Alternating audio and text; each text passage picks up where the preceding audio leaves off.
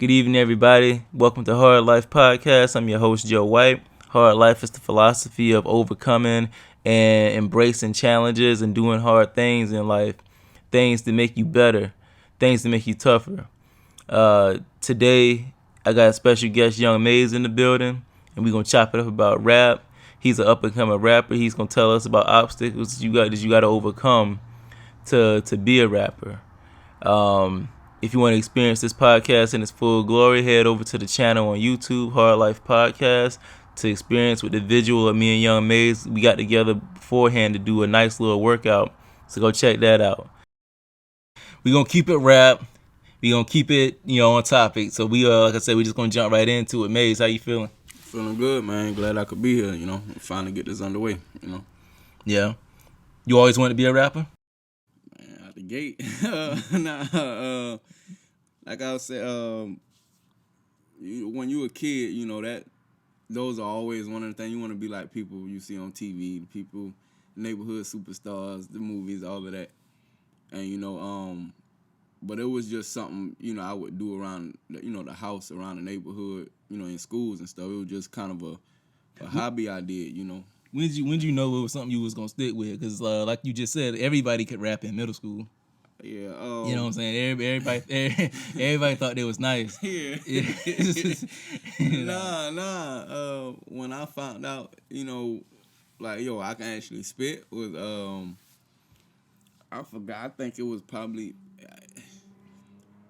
it was in middle school, but I'll give you time outside of middle school. It was in high school actually, and I was a freshman at the time, and but people I grew up with they knew I could rap. They was like, yo, this senior or whatever, he calling people out at the lunchroom. He said, yo, Maze, go take him. So I said, all right, yo, yo, I'm the freshman. Let me go ahead, do this. So we in the lunchroom. Surprisingly, the whole crowd got around. And when it started, I went first. I always, to set the tone. And I'm going at him, boom, boom, talking, everything. He tried to come back at me, snapping something, but somebody pointed out, they said, yo, he's spitting Cassidy lines. Why he's spitting Cassidy lines? What's that feeling like? Because like I said, I used to rap, and I rapped too in middle school. But what's that feeling like to be called out? I guess like how you said they were pretty much propping you up to go battle. Yeah, I mean, to me, I don't shy. Is that like a fight? Is it like like meeting somebody after school for a fight, and somebody say, "Oh, and now you gotta fight"? In a sense, yeah. If some people, especially your crew, if people put you on that pedestal like that, or put your name like that, like, if somebody say, for example, if somebody you don't know, they going around, they saying, man, I'll battle anybody in here. If somebody come to you, or if somebody say, yo, I got somebody for you, I got made. If somebody come to you or put that much respect or belief in your bars, you have to show up. You have to, because if not, it's like, what you here for? Why you trying to rap for? Pretty much, yeah. Because I imagine that, and I don't know if kids do that nowadays. I was just saying, like, with just in my opinion, with new rap, it's hard for me to gauge who's nice and not, because everybody got the same flow. You know what I'm saying? I hate it. Okay. I'm glad. I ain't trying to have you up here tweaking. Nah. Like, that's just how I feel. I'm not a rapper. Nah, like, I get it, and this why I it was hard for me at first to accept it. Like, I was stuck in my ways with with the whole real rap type thing, quote unquote real rap. Yeah. And it's like I accept what they do, and why they doing it, but you still got that line, like, you know what I'm saying? It's the difference between a Jadakiss and a who can I say? Lil Baby. Yeah. If you comparing eras. Yeah, it's the difference between Jadakiss bars and Lil Baby. Because we're talking about Nas also, and one of the things that I like about Nas is his longevity in rap, like his ability to still do it at that level.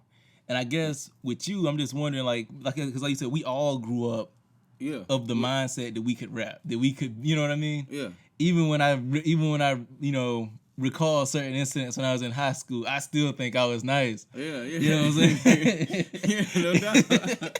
You know, but at a certain point, you get to, I guess, like, I don't want to say life hits you, but yeah, life kind of hits you, and you just go down different paths. Yeah, them biceps on point. But nah, Yeah. You got some. Yeah. You got pretty good form right there too. Oh yeah. Yeah, you got pretty good form. But I totally hear you on that, and I'm not gonna lie. I say around the time I had my after I did. You ever had doubts? Yeah, well, maybe doubts of being what they say mainstream, quote unquote mainstream, but since I love rap and making music so much, like even if I never went mainstream at all, I would still be doing it. You know, even if like even if you only like you develop like what I guess what you would consider a cult following. Yeah, you know, like my goal. Okay, let me bring it to the beginning. Like as far as if I ever had doubts or whatever. Like when I first had my first doubt was probably after I did that show with Rock Nation in Columbia. After I did that show with Rock Nation in Columbia, and like I said, Omar Grant got on the mic himself. Those who don't know Omar Grant, he was at the time, I don't know if he still is, the A&R for Rock Nation. But after I did my set, you know, I was on stage, I killed it. You know, he got on the mic and said, you know, yo, I fucks with that. I definitely like it. You know, I got off stage, walking backstage, everybody dapping me up. Yo, I fuck with what you did. Yo, so in my head, I'm looking over my homeboy. You know, I'm looking outside. Now you think y'all about to, like, yo, we out of here. Like, We about to take the block. You know what I'm saying? We out of here. But that just didn't. You know, after that, it kind of hit me on some 8 Mile shit. You know, I went back to work. You know, and still in the warehouse. You know, ain't nothing really happened. Then my laptop ended up getting stolen and all that kind of. So it's like, you know, after I moved, it's kind of I just put that on the back burner for a minute. You know, and what, rap? You just put rap on there? Yeah, you know, I started because, you know, I moved up to Greenville and then started at, you know, working.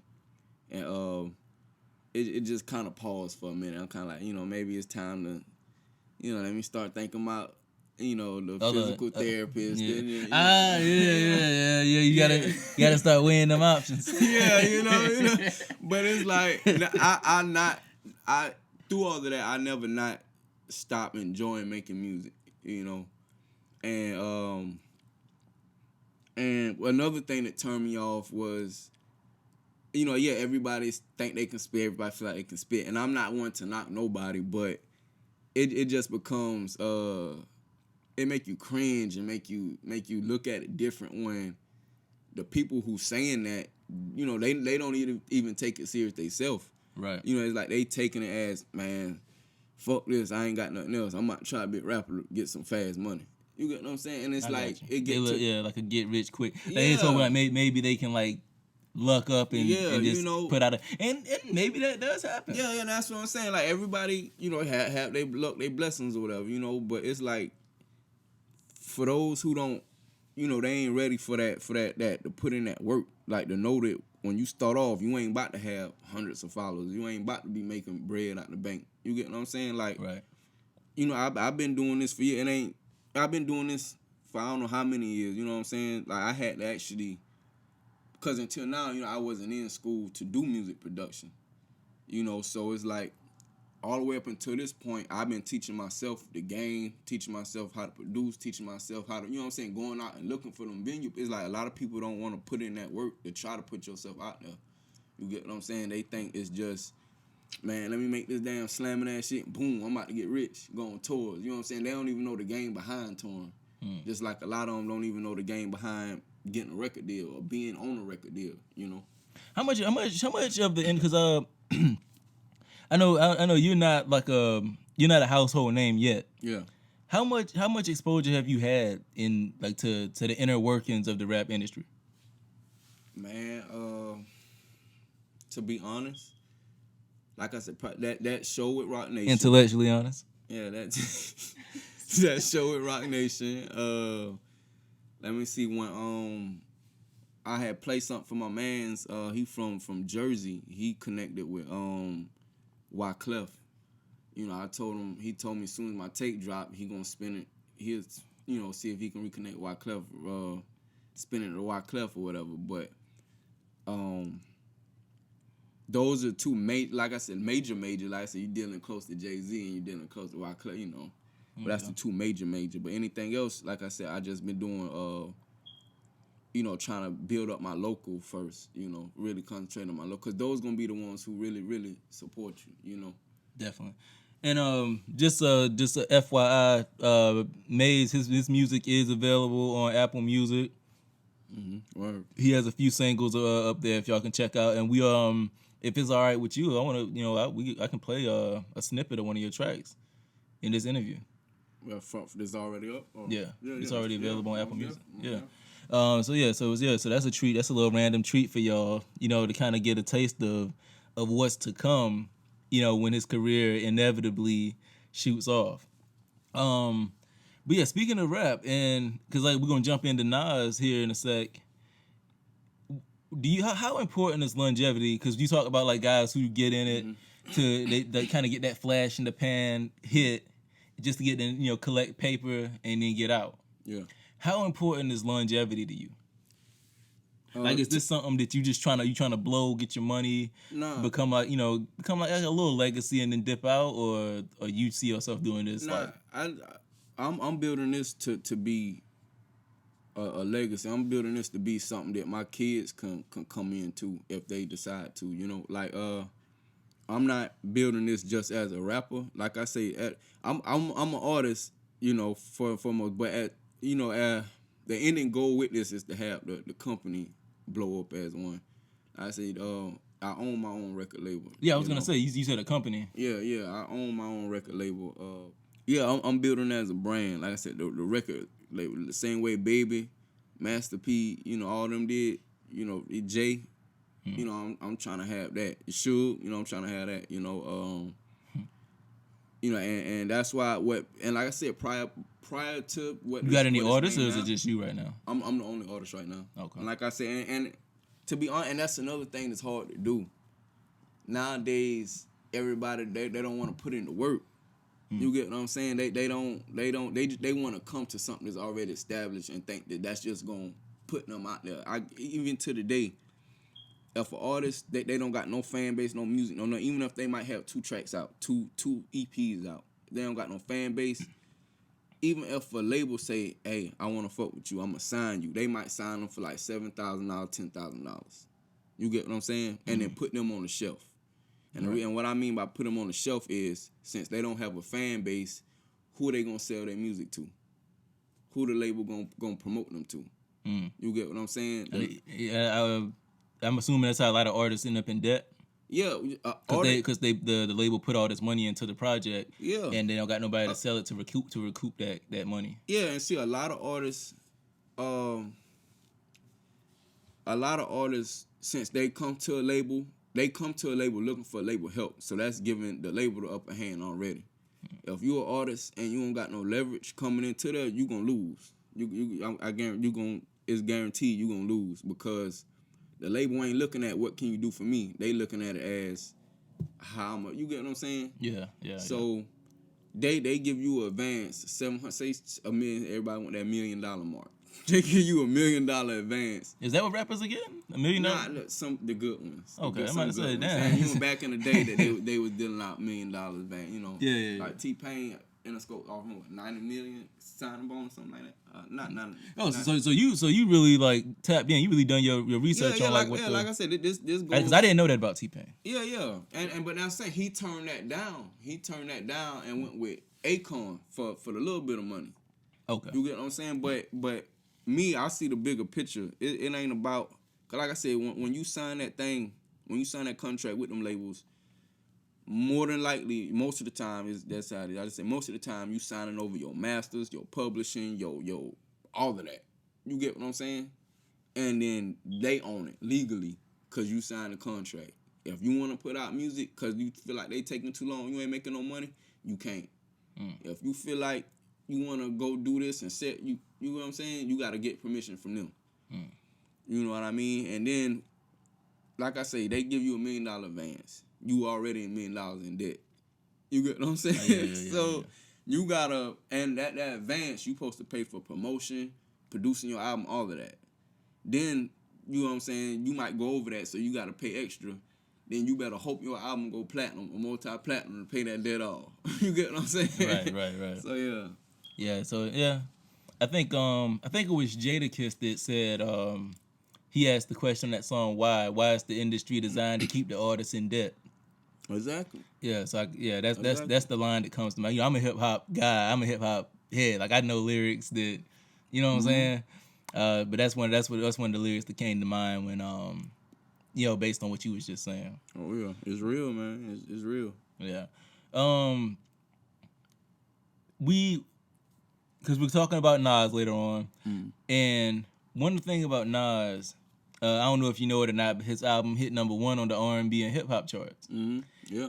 To do that at age 47, 48, what do you think that says about rap? Like, I think the main thing I said about that is that rap is no longer it's not just a young man's game anymore. Yeah, it's not. Yeah, because I remember, speaking of lyrics that I remember like 10 years ago or so, back when Game dropped the documentary album, he had a line on there. I think it was in a documentary or a Doctor's Advocate album. He had a line on there where he said, you 37 and you still rapping? I'm 26, nigga, so is the Doves. You know what I'm saying? Yeah. So the thing about that now, because J. Cole is what, 37? 36? Yeah, he's up there. He's middle. I know he in 30s. Yeah. And I don't see people getting tired of J. Cole. I mean, yeah, you got like the younger kids that are like younger than me, because I'm 30. You know what it is? What's up? It's the content. It becomes when you Nas age rapping about stuff Lil Baby rapping about. You get what I'm saying? Or Lil Pump and them was rapping about, you know? Right. But and that's why I told you before, like I always did like Nas when I was younger and stuff, but as I got older, I felt I could relate to his stuff more and better. The picture he was painting was way clearer as I got older. Right. Yeah. As you experience more life, certain things that he was talking about they hit a little harder. Yeah. I know, and that's the key to longevity, because if you stuck in talking about something that you was talking about when you was 20 or whatever, and here you are 30, 40, still talking about, pimping bitches and fly, you know what I'm saying? Yeah. It's like, who gonna listen to that? The older people not gonna listen to you, and the kids gonna be like, he my dad sounded like that, you know what I mean? Yeah. And that's one of the things I like about Nas, because one thing I always say, like the rappers that I know, is and when I'm talking about rap in general, is that you never want to miss the chance to say something meaningful.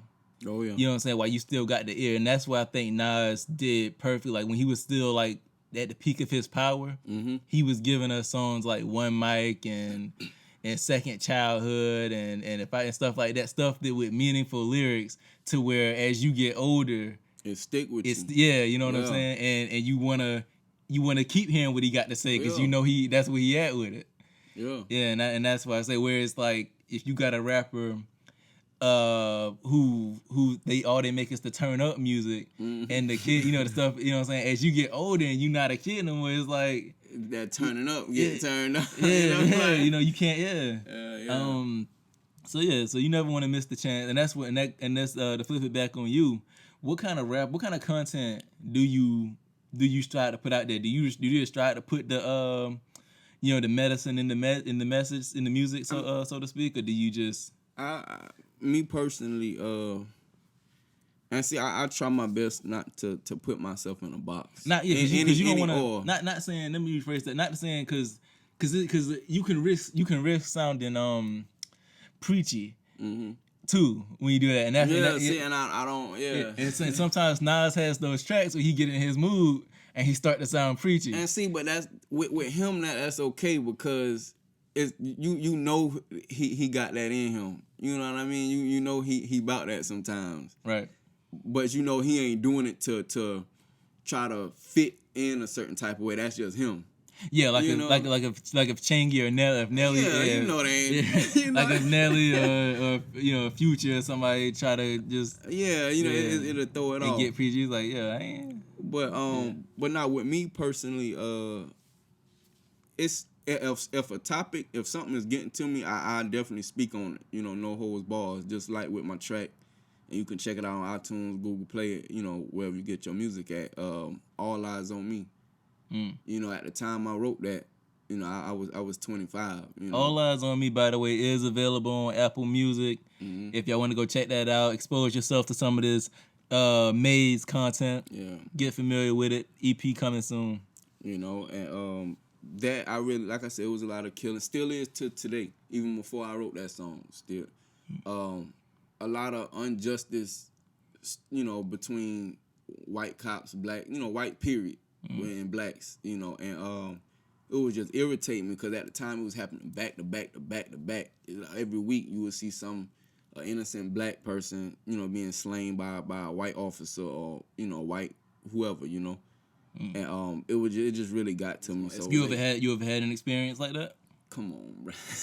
I'm from Orangeburg, man. I'm from Orangeburg. We have I not had any experience like that, man. I remember a few times. I remember when I bought my first HD TV. I'm going back. This is when I bought my first HD TV. I swear, I had it. I paid for it in electronics. I'm walking through it in the buggy.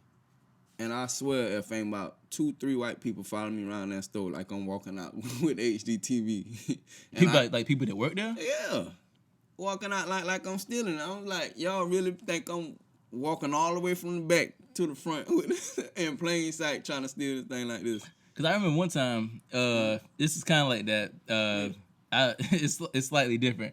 I was in the store. I'm not gonna say the person's name, but I was in the store with somebody. We was in Walgreens, and we were just shopping. I wasn't even there to buy nothing. I was just there with him, and I noticed the lady was following us, I'll tell you like we were stealing.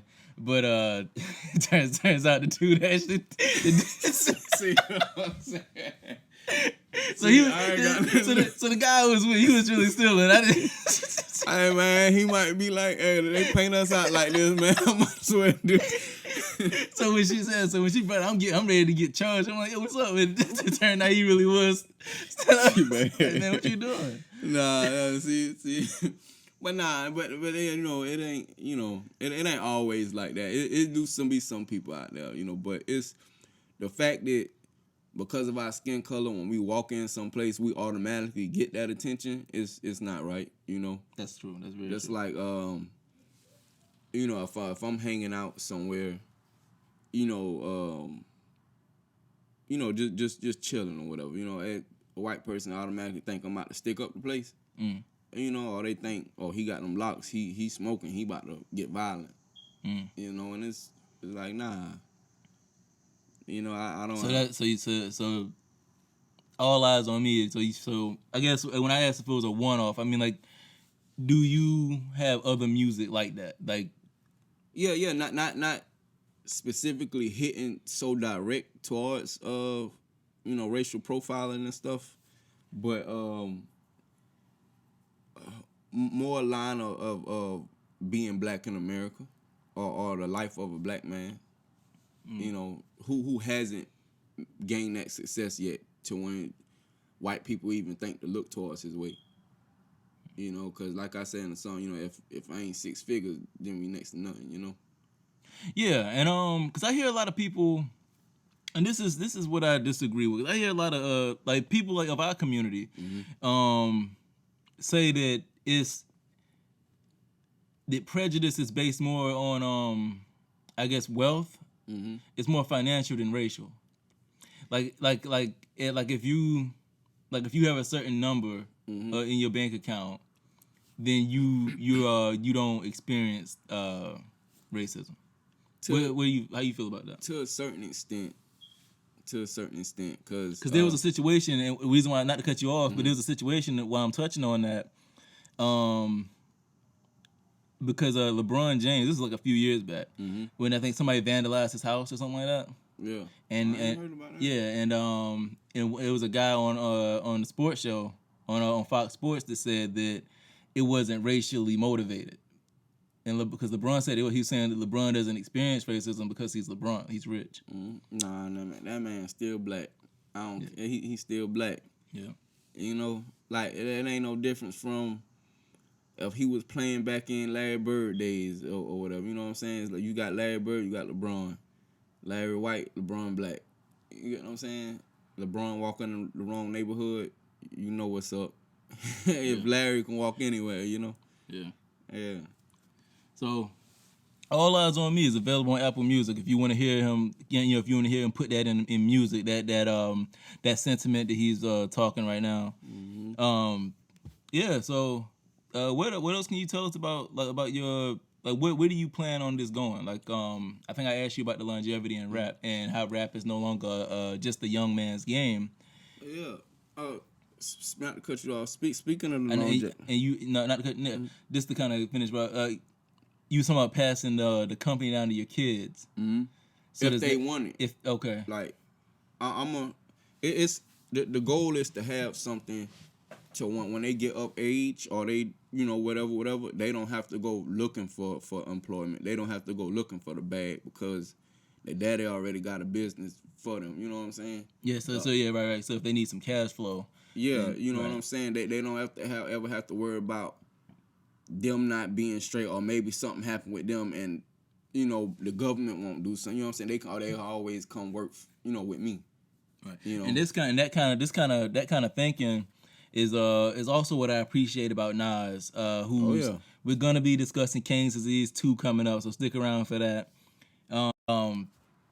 So Nas always, like I said, with him you can tell it's important for him to put the medicine in the music. Mm-hmm. I like I said, like he has a bunch of songs you can reference where he's really kind of like trying to put people on game. Yeah. Even on his first album, one of the standout lines on that Illmatic album was on the song "Life's a Bitch" when he said, "I switched my motto.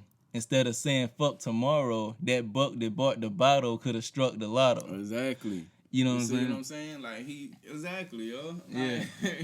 And that's what I mean. Like we need, and like I said, I ain't knocking on no new rapper, no other rappers out there who rap about what they rap about, but we need more. You can still rap about what you're rapping about, but still speak from time to time about that stuff to help build, the black community up like that, because the whites, Hispanics, they getting it.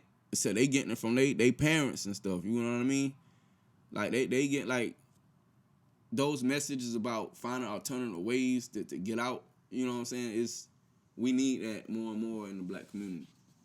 For sure. But yeah, all the more reason why I feel like it's important to not miss your chance, because as good as Nas still is, like at the peak of his power, you could argue that his peak of his power was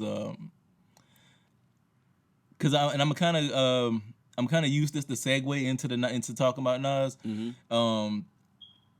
At the peak of his power, I would say was between Stillmatic and Godson.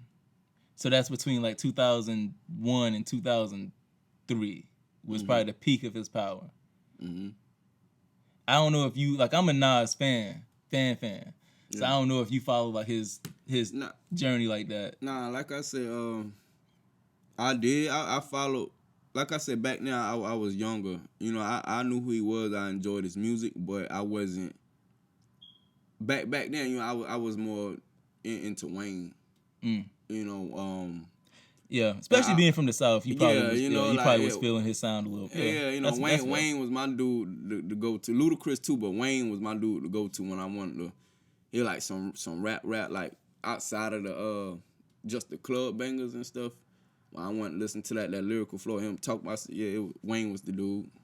But yeah, I still most definitely fuck with Nas. It's like you said, I just never study his tracks like that, his albums deep into it like that. But yeah, the way I know, like Jay's like rappers, there's rappers out there that have made more money in rap, but when I look at Nas's career, I think that his journey has been like I kind of like ideal, like what you would want, like Yeah. I see, cause and like I said, we're gonna get more into this later, cause I want to finish talking about you too. Mm-hmm. Like he's proven that you can have peaks and valleys throughout your career and still keep going Most definitely. to some degree. You know what I mean? Like some people are like, oh, I dropped a whack album, I guess I'm done. You know what I'm saying? You know what I'm saying? Like he's shown, I think, like a realistic trajectory of how somebody's can carve out a legendary career for themselves just by staying the course and staying consistent. But because he looked at it that way, I say he wasn't one of those in it just to get a quick bag. You know what I mean? Because most of the time, those people who get into it just to try to make that hot album or that one hot track just to get that bag, that big bag, and it's like, so if they next track or they next album fail, it's like, yeah, a lot of them do just be like, fuck it and don't worry about it no more. But it's like Nas wasn't going for that. He actually, I'm making money off this, my career. I'm gonna be spitting what I was, you know.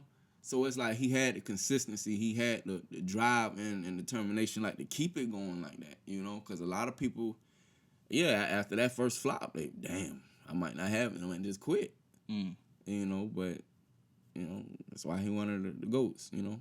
Some people say the GOAT. For sure. Mm-hmm. All right, well, yeah, just kind of get back to you and kind of wrap it up on you. Did you want to give like a snippet of something, like a specific song you wanted to kind of play, or what? I don't really have nothing with me today. I don't have nothing today with me, but if you have something, yeah, you can let them check out that. Cause I got a few tracks.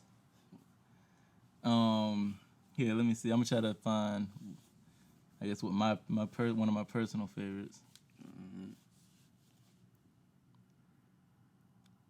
Let's see. Who's your favorite rapper, by the way? I meant to ask you that. Like, who do like do you like? Because like I don't know how. That's like the most fundamental question to ask. Like, who's your favorite rapper?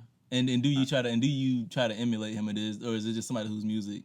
I know you. I think you just said Wayne. You just said Wayne. Nah, you mean like favorite rapper of all time? Of all time? Yeah. Dead or alive, right? Yeah. Shit. It'll probably be Wayne. It'll be Wayne. Yeah, cause but if I had to go with not new, but new, like after Wayne generation, it would be Kendrick. Yeah. And this the kind of like before I got a track here I'm gonna play. It's called Beside Myself. Mm-hmm. And I personally, when I heard this, I sent this to a couple of my Facebook followers in inboxes, and I got like some guys saying they was really fucking with it. I know this one guy that I used to work with, he said that song hits like hell. Like, he loves it. So appreciate it. Shout out to him, man. So I'm gonna play this joint a little snippet of it, and just so y'all can get a taste of Maze and his sound and what you can expect. Myself. Label won't cut me a check. Man, I'm good all by myself. Man, I'm feeling beside myself. Man, I'm feeling beside myself. I feeling beside myself. Nigga ain't got no worries. Always smoking the finest herbs. Always spitting them 5 verses. Nigga don't quiet down when I come to town. I'm loud and open. I be in the front yard popping pistols off till the neighbors come over. Look at me now, flashing the rollie off like a nigga never had shit. I'm just celebrating. I done came a long way from where I been last year. Daughter back and she shining. Got the wheels and she riding. I could put 10K in her ear like, hey baby girl, what's motherfucking happening? Niggas they counted me out, but I'm back in this bitch with a bang like 1, 2, 3. Up in the studio, put these tracks out so easy like A. That was a little snippet of Beside Myself by Maze. And the content on that joint, it definitely sounds more celebratory. I know you said it's important to put the medicine in the music. No doubt. But I guess it's also important to celebrate the victories too, and to turn up and have fun, and flaunt your, not necessarily like in a braggadocious way, but just like in a pride way, like in a way that's like enjoy your success. Yeah, no matter how big or small, if it's only relative to you. Yeah. Like you said, you said I came a long way from where I've been last year, which is kind of like what the album is, better than before. you care to touch on some of that, like where you came from? Yeah, and see, but real quick though, that's the song you just played. That when I wrote that was originally supposed to be on the EP, but I went on ahead and put it out as a single like probably a year before, just because I was ready for it to be out. But you just want to get something out there on the market. Yeah, you know, and but yeah, the situation was that for man, it's just crazy. Some cases and stuff may be open, so I can't really touch on that. But yeah, that's it. Cases. yeah, you know what it was. Hey, you know about I that. say, hey, I'm from the streets, so I know, you know. Yeah, but I say it was an extremely tough time, you know, for me and my family. For sure. But you know, the fact that I, you know, got myself up and up out of there, you know, the way I did, and you know, I couldn't help but celebrate and you know, show I'm still here, you know. Some people with a fold. Some people, I see people every day still in that situation because it's hard to come out. But Facts. you know, I did that shit. Damn right.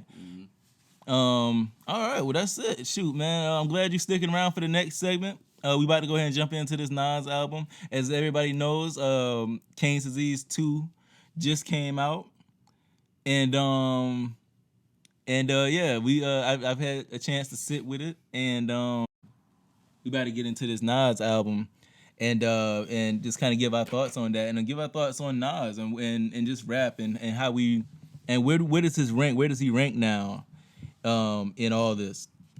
Now that he, you know, he seems to be what some people would say in I seen an article that said Nas is in his second prime. Yeah, I seen that too. Yeah. How do you feel about that when you hear somebody say Nas is in his second prime? How many primes does one person have? Because normally when you talk about somebody being in their prime, it's only that it's one. like that. It's like that 4 or 5 year stretch where it's like they at the top. Like Wayne prime was 06 to what 2010 at 11. Yeah, probably, where it's like nobody. He was just the undisputedly best. Yeah, you know what I'm saying. Drake's prime. I think his prime kind of intertwined with Kendrick's and J. Cole. Like they kind of their primes. Yeah. They in their own lanes with their things. Right. So when you talking about your prime, and even J. Cole had on J. Cole's new album, he had a song, "How Come I Still Ain't Entered My Prime." Yeah. You know what I'm saying? So you said, you know what I'm saying? So you still think he getting better? Like, Hey man. So when you hear them say something about when you hear articles about Nas having his second prime, and he just had a Grammy. He won his first Grammy last year with King's Disease 1. Shout out to Nas. And now to follow it up the very next year with King's Disease 2, just getting even better reviews. Crazy, man. And he's 48. It's crazy. Like I say, his content, you know, and it's really about his content, you know, and he not through all of these years, his fans, and you know, he got a lot of hardcore, diehard fans. They love seeing him still speaking what he be speaking and how he speak it. You know, a lot of people, they get shame or they lose faith when they see they artists that they listen to for so long when they start to adapt to the new era. And it's like the reason that they started listening to that artist, you know, that the artist ain't doing it no more. So it's, you know, but Nas, he Nas, man. He doing it. That's all I can say, you know. Yeah. So you've heard the album, right? Mm-hmm. And before we say this, I want to say this. In my opinion, like I said, I'm a Nas fan. Yeah. And I'm not one of these guys. I'm only 30 years old, so I'm not one of these guys that try to make it seem like I grew up on Nas. Yeah. I was well aware of Nas, especially around the time with the Jay-Z beef, because you know you couldn't not hear Ether. Right. You couldn't. You know what I'm saying? Right. Yeah.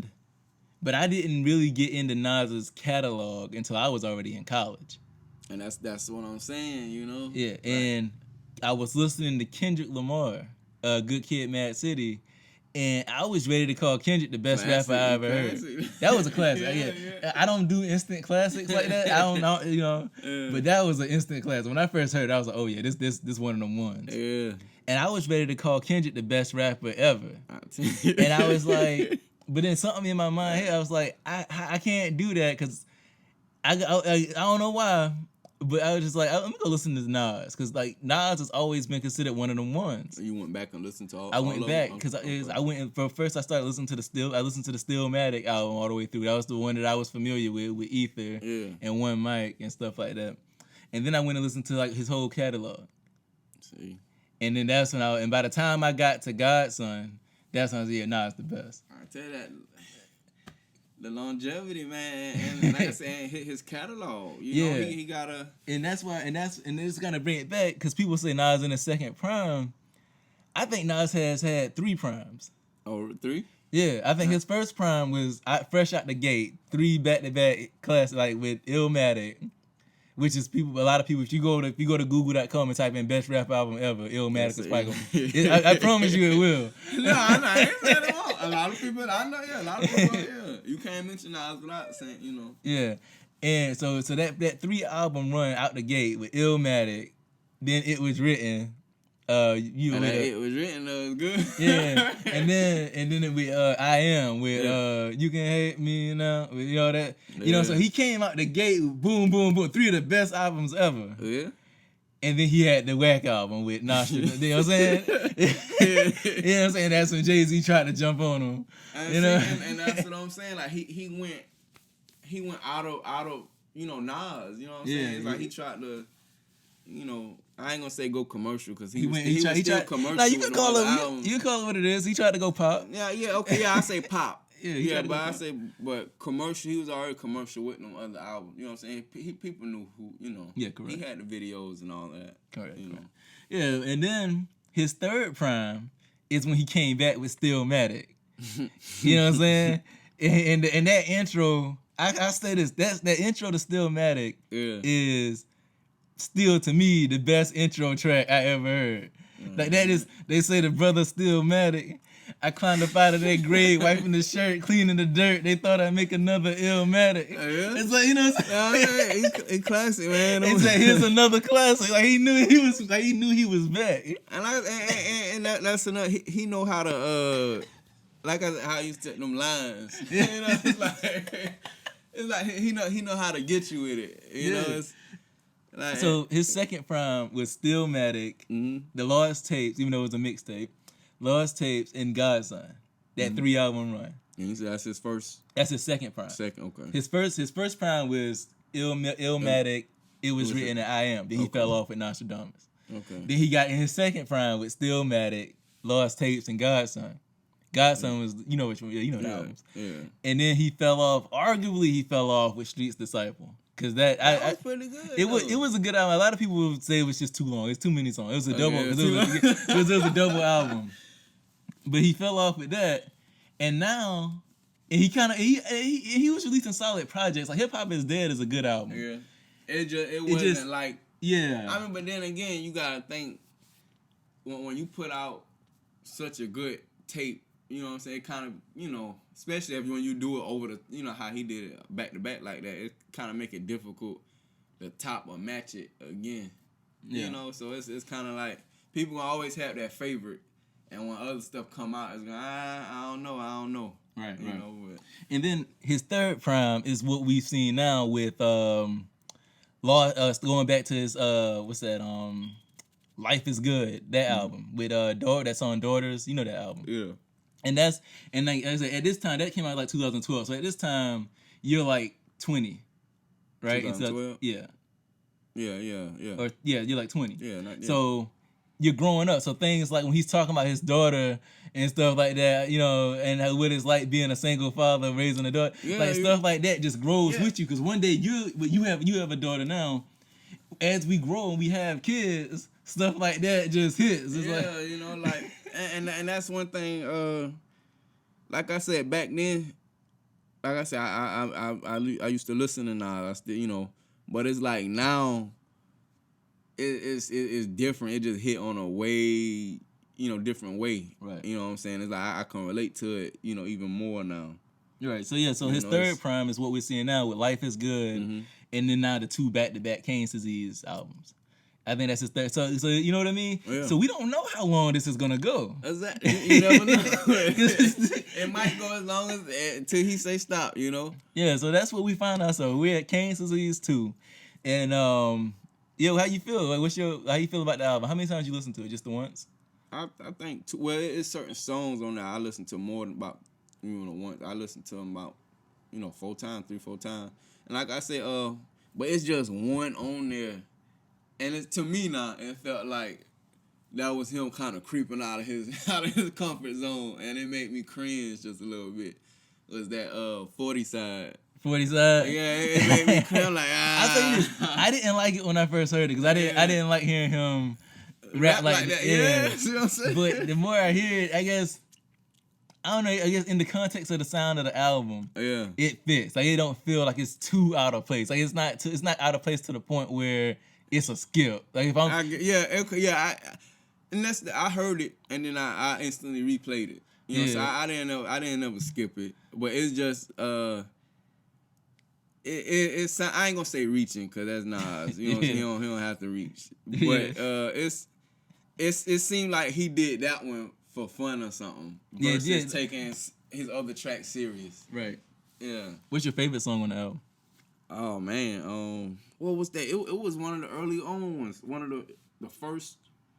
Was what Death Row was East? It might have been either that one or the one before. What was? I had loved that Death Row East. I did. I had liked that. I had loved that one. I'm sure it was another one. It was all almost before that 40 side though. And I was like, damn, he coming out the gate with it like that. Because 40 side. I think that was 40 like number side 5 or something. Number 4, number 40 5. side is the third song. That's the on third song? I think Pressure is the first one. Pressure. I like I've been Pressure. working on my core. That you know that. What was the? I wish I could play a snippet or something. But I had loved that Death Row. I had loved that. Yeah, because he you was familiar with that, right? The whole Death Row East. Yeah. And that's what I'm saying. Like that's Nas. You get what I'm saying? I guess when I heard the 40 side, I'm like, all right, that man. You got like he's selling out. Yeah. But see, and that's what I'm saying. That's why when I heard it, I didn't ever be like, oh, it sound like he trying to reach, or oh, it sound like because like I said, that's Nas. It's like he ain't gonna leave what he doing. You know what I'm saying? When he not lyrical miracle neither, but it's like when he want to spit something, he gonna spit it. You know what I mean? He ain't gonna try to dumb nothing down. Yeah, so I got the track list in here. So the first 3 tracks is Pressure, Death Row East, and 40 side. Okay, I guess it was that Pressure, the other one. The Pressure. Outside of Death, yeah. And then you got EPMD 2. You ever heard EPMD 1? Mm-hmm. I seen the video for that Yeah. one. So. Yeah, because we talked about it before when he said he had that line in there. If I sell my royalties, I felt like I know he was talking about the whole Wayne situation. I don't know if he meant that as a diss or he was just referencing. I mean, Nas always be doing it. People like Nas be like he'll get in his moods where he'll be talking spicy about people but he'll do it like in just like a one line. Yeah, you know that. Like you know what I'm saying? Where you don't know if it's beef like that or not. It's and see, I don't think it. Cause I know Wayne like Nas too. He like he grew up on Nas and Jay and all them. Yeah. So I don't think. Because I think about that because he on King's Disease 1 on the song Ultra Black, he had a line about Doja Cat. Yeah, he said unapologetically black, the opposite of Doja Cat. See, now that could easily be. I heard it. That was like a real diss. Yeah, I heard that. Yeah, I heard that was You know what I'm saying? So now he have it, and and then what Lil Wayne was going through. Yeah. If I saw my message, that's why I say that must have just I ain't know. Yeah, maybe and like I said, but whenever they ask him about it, he say, "Oh, that's just bars." Yeah, just showing how real, Yeah. So EPMD 2, Eminem is on that joint. I heard that. How you? I know. Well, Eminem. I got it. Like I said, if you ask me, Eminem hasn't dropped a dope album. I think his last album you could call dope is Recovery. Yeah, that's what I was gonna say. That's Yeah, because I heard somebody bumping that joint him and Rihanna. I heard somebody bumping that yesterday at work. Just gonna stand, and that's like that was a bona fide hit. Yeah, to me personally, I believe that's the last real Eminem album. Yeah, I think anything besides after that, I think he was just either bashing new artists or trying to just rapping about whatever. Yeah, how you feel about him on this joint? Yeah, Eminem, man. Eminem, man. He ain't that. He ain't what he used to be. Yeah, and I ain't gonna. I hate to put it like I don't want to put it like that. Like he don't got it. Just back then it seemed like he had more things to talk about. Well, between the drugs and the pain, in his real life pain, and like I said, I'm glad he don't, he off the drugs and stuff. Like on a personal human being level, I'm proud for him. Most respect to him for that. I never take music, that away. He gotta find somewhere else to pull from. Yeah. He gotta do stop knocking on the new artists. And like I said, I feel him because, like I said, for so long. Like when I got back into the rapping thing, I didn't know how to change that and grab it. Like so I would always, when I would get on the track and start writing, I would just immediately get this hostility towards new rap. I think that stems from just as me. You can correct me if I'm wrong. Mm-hmm. The thing that you like about something, you feel like is being understated now. Like you feel like it's being disregarded. Yeah. And the thing that's being praised, to you, it's like a watered down version of what exactly. So I know it. So you worded that good. I know what you mean. And like I said, I had to grow to like Future. Like when I started, I don't know if you remember, because like I said, we've talked. I know you. So and I really started getting into him, and I was able to kind of appreciate what he was to like the younger kids. Oh, yeah. You know what I'm saying? He's not a lyricist, but what like he represented like that level of hip hop for them. Like he's their Nas. Yeah. And now everybody after him is kind of the just that I call it fiend, like drug fiend culture.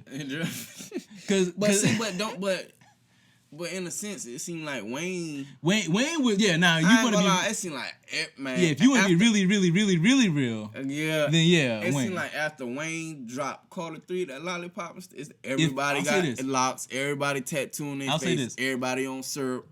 I'll say this, and correct me, and you can disagree with me if you want. If Future is the Nas of his era, then Lil Wayne is the Rakim. Okay. Because Nas was the evolution of Rakim, and then after Nas dropped Illmatic, then everybody started kind of try. Okay, not as far as bar wise, nah.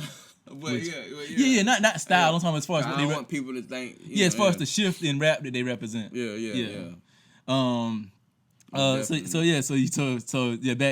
So you don't like Eminem verse. See, why you doing that, man? Why you doing that? That's pretty much what you said. Nah.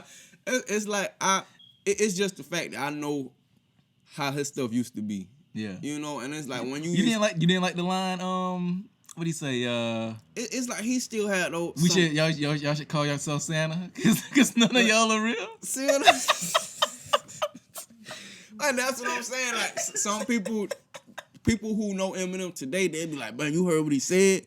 But you don't think about the lines and stuff he used to say back when we was growing up. Yeah, them lines, you know what I'm saying? He used to his song. It's not necessarily even the lines themselves. It's the concepts of the verses of the song. Yeah, he used to say some shit that just even like when he would rap, even if his wordplay wasn't stupid, but on songs like when he was hitting on something, you could tell he was hitting on. He was bothered by it, like the I am whatever you say I am. Yeah. You know what I'm saying, like. That's why it's a classic for a reason. You know what I mean? Right. Versus Godzilla. You know what I mean? It's like that. I don't know that Eminem. and that's why like what's another line he said? That's a lot of bucks flying when I'm making it rain, dear. And it's like I get it. You know what I mean? It's like people get it, but it's kind of like when everything goes around like the blaze on the chainsaw. You know what I'm saying? Like, yeah. It's like I get it. But so overall, how you feel about that track? It was alright. You know, it had two legends on it. You know, Yeah. Nas, you know, he did his thing. 3 legends really. Well, 4 legends. Eric Parrish and Eric Sermon and I forgot Emerson. Yeah. yeah, EPMD. Yeah, Eric and Parrish making dollars. That was EMP. Or that was Yeah, that was them. them. I thought that was. Yeah, that was I them. just had it on play. I didn't look at the name of the track list. All right. One of my favorite tracks on here, my second favorite track, matter of fact, is Rare. Mm-hmm. How you feel about that one? I mean, Rare form. And my favorite part is at the end when the beat changes and he really start rapping like how you know he. But that's what I'm saying. Like, it's like all of the tracks on there are Nas songs. You know what I'm saying? Like he showed it. It's like he still. I ain't gonna say on all of them he was rapping like he had something to prove. Yeah. But it's like he wasn't just rapping on them. If you know what I mean. Right. Like it's all of them was pretty. Now, we talked about songs that could possibly that you weren't really feeling. One of them that I wasn't really feeling that much was YKTV. Like it kind of like I said, it's not a skip. Mm-hmm. Like if I'm just bumping the album, I'm not gonna skip it. I'll let it play. Mm-hmm. But YKTV with A Boogie. With Okay, the, I heard that. I had kind of like that enough. to YKTV, you know, every time I pop out, it pop off. I had like that. I had like it, you know. Yeah, like I said, it's not that it was whack. It's just that it's not my favorite. Yeah. Now, my favorite song on here is Thor Run. I feel like that's how I like to hear Nas rap. Like that's that. Like he was talking like that OG. Like yeah. Like I think that's the most Nas song on this album. Like even more than Death Row East. Yeah. Like the way he was. That's how I like to hear Nas rap. Like state who you are. Like you know what I'm saying. Like he said, mention me with Mick Jagger and Bono like you supposed to. Like I'm that. You know what I'm saying. I tell you, man. Sometimes I do feel like he don't get the recognition he deserved. Yeah, like he get his recognition, but it's for what he done and what he still. It's like he should be. You know what I mean? Yeah, I like the way he was talking. Like you know what I'm saying. Like what he said. He said how you expect to get love if you don't show nothing. And like people always say like when Nas said hip hop was dead back in the day, and they felt like he was just hating on like the new rappers. Yeah. But the new rappers at that time, and how I told you how Game said you 37 and you still rapping, they were shitting on the older. So when Nas said that on this song, how you expect to get love if you don't show none. You know what I'm saying? Yeah. I should send you little niggas on the store run. You know what I'm saying? Like, he the OG, man. You know what I'm saying? He the OG. And they say, you think you send me to the store? I own the store. See, now that those the type of lines, you know what I'm saying? Yeah. It's like Eminem don't do that no. Not to get back on Eminem, but you know. So that's my favorite song on there. It's just like, man, I'm from the era of razor blades and coke dust. I like that. Yeah, you can just pick like that's how I like to hear Nas rap. Like, you know what I'm saying? Like, you know what your catalog is? Like, exactly though. Yeah. So like I said, I like this album. And then I think it's 3-song run here from Store Run to Moments. I felt like Moments is probably a song that you could relate to when he said like moments you can't unlive or you can't relive, like having your first kid. And he said, "It's a girl." We hit that little yeah. I feel like that's yeah. You know what I'm saying? Like stuff like that. That's what I'm saying. Like the stuff he talk about, you know, it's that plays a huge part in his longevity. Yeah. You know what I mean? Like that you grow with that. Yeah, you it's know? like it's like man, like no matter even if kids today when they get older and they come back and listen to that, they can still relate to that. You know what I mean? Yeah. Yeah. You know what I'm saying? Like I just love. And then Lauryn, how you feel about Lauryn Hill on this album? Did you hear that song? Yeah, but yeah, I like Lauryn Hill on whatever. Nah. Yeah. Like, cause I felt like that was good. I was too. surprised. I was happy. I was surprised, but wasn't when I seen her on here.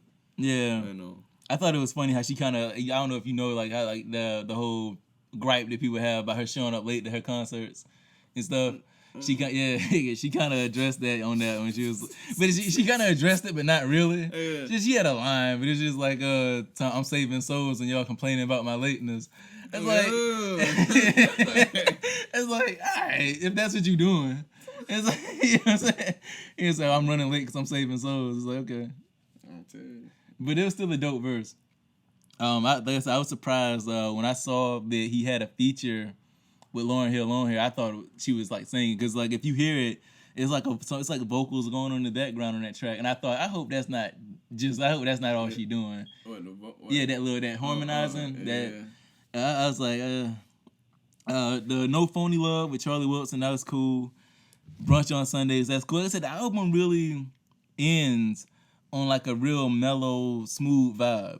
Like I said, like from like Brunch on Sundays, Count Me In, Hit Boy had a verse on Composure. Did you get that far? Did you? No, I don't think I heard that.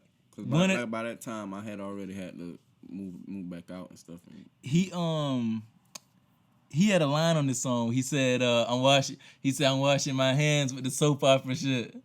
And I thought I'm washing my hands with the soap opera. Like, yeah, like, you know what I'm saying? I'm done with like, you know what I'm saying? I'm done with like the drama, but the way he said I'm washing my hands with the soap opera shit. Yeah. I like that. Like, that's dope. That's dope. That's dope. You know what I'm saying?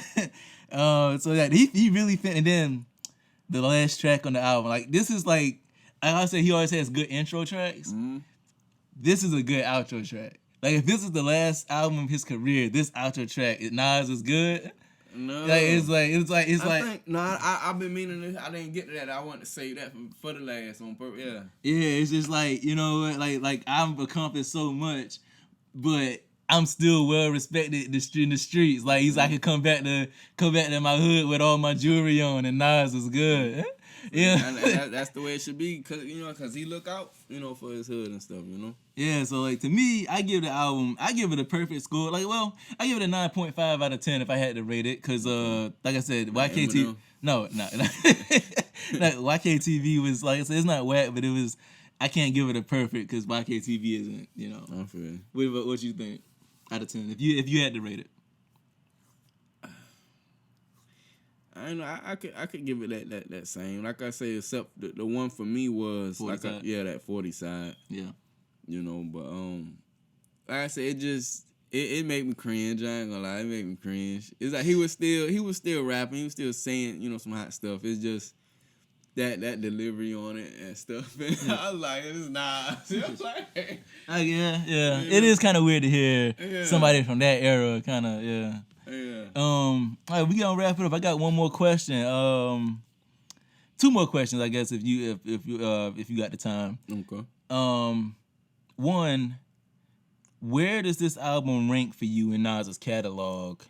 And 2, is Nas making a case? I know he might not ever be your favorite rapper, but is he making a case for being the best rapper ever?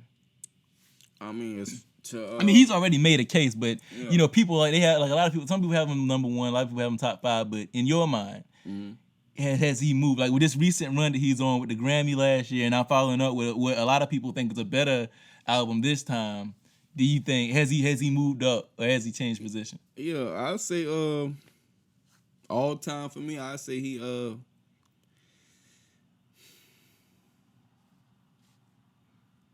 2 or 3. All time for me. 2. Behind who? I guess it's 3 questions then. Okay. My bad. Who's your top 5 then? Because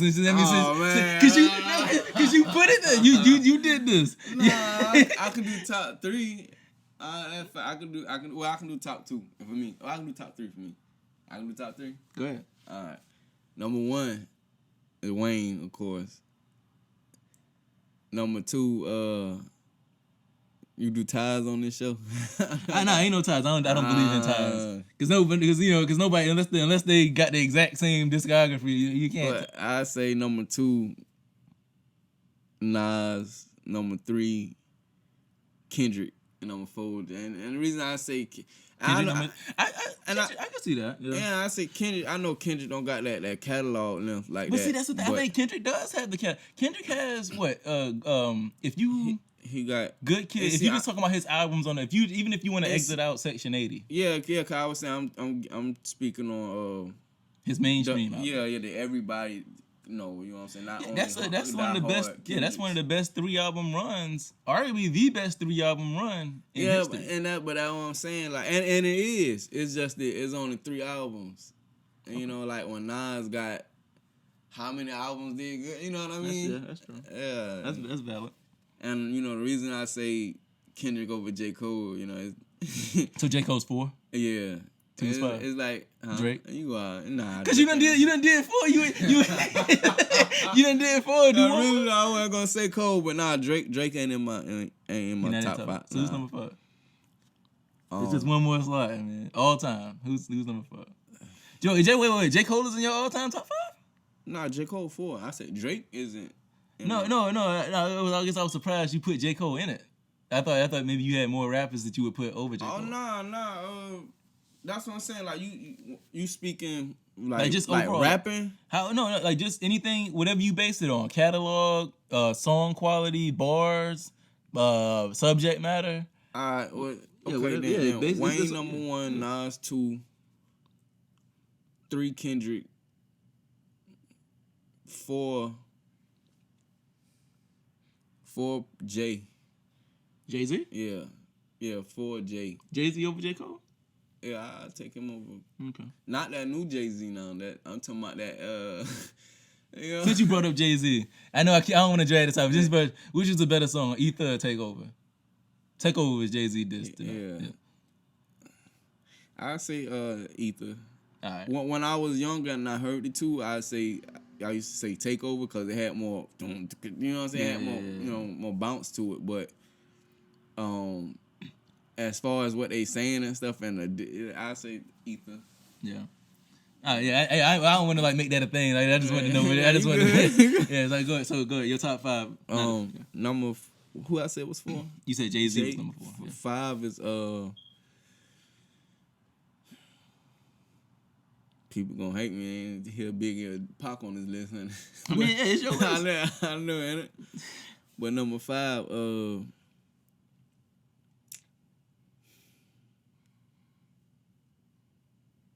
shit, that's a tough one, man. Just you got somebody who you want to pick. I got a few people I want to pick, but it's like when I get ready to pick them, I feel like I'm leaving the other person off for something else. Hey, everybody can't make the Pistons. Ain't it?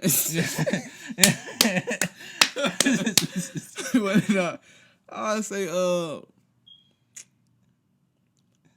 Snoop. And that's because I know you like Snoop. Yeah, I say Snoop. Yeah, that's why I say Snoop. I'm surprised you ain't put Snoop. That's why I was like Jay. Because his career is unbelievable. Yeah, I'm about to say Snoop. You ever heard his gospel album? Nah, it's actually pretty good. I think I heard too. Yeah, I heard it's real good. Yeah, I was listening to it at work one day, and I was like, "Yo, this is a pretty good." It's Snoop, man. Snoop. I'm saying, that's that longevity. Like the fact that he could jump like that and still be successful with, you know what I'm saying? Right. All right. Well, yeah. Back to my the final question. Mm-hmm. Where do you rank King's Disease 2 in Nas's overall catalog? Like, is it That's top, tough, man. Is it top 5 Nas album, or is it one of his better albums? Is it better than Illmatic? It's hard because different eras. Yeah, and it's like even in the interview he said he learned how to cater to this generation by making shorter stuff but still speaking how he wants. So it's kind of hard. Yeah, because I'm always pick. Say the older stuff, yeah, that's your favorite. That whole flavor, that style, and all that, That's a fact. Yeah. Well, shoot, man, I appreciate having you here. Once again, this is Intellectually Honest Podcast. Just for y'all that tuned in late. Whenever I have a guest on, I try to get together with them beforehand and do an activity of. It can be weightlifting, golf, basketball, whatever, just to get active and get us out here connecting in real life, not just social media. And I use that as the visual for the podcast. So if you want to experience this podcast in all its glory, you can go to the YouTube channel, Intellectually Honest, and listen to the podcast along with the visual of me and Maze, who's my guest. We had a good little workout session. And don't forget, Better Than I Was Before, EP coming soon. If you want to go check out some of Young May's music, it's available on Apple Music. You can stream for free. You got to buy Apple Music, but you can YouTube. Yeah, anywhere you do get your streaming services at, you can access it. Yeah, so that's about it. Anything you want to say before we get up out of here? First, I want to shout out, all my supporters who've been believing in the nigga ever since day one. And, everybody who put their time and effort in to critique my, my product. Everybody who, give a chance to listen to it. Everybody who waiting on the EP. I thank y'all. I love y'all for the support. Just stay tuned. It's going to be released, coming up with a release day soon. All right, well, that's it. Thank y'all for tuning in. I upload every Saturday. And, we're going to get up out of this joint. Yep. Yeah.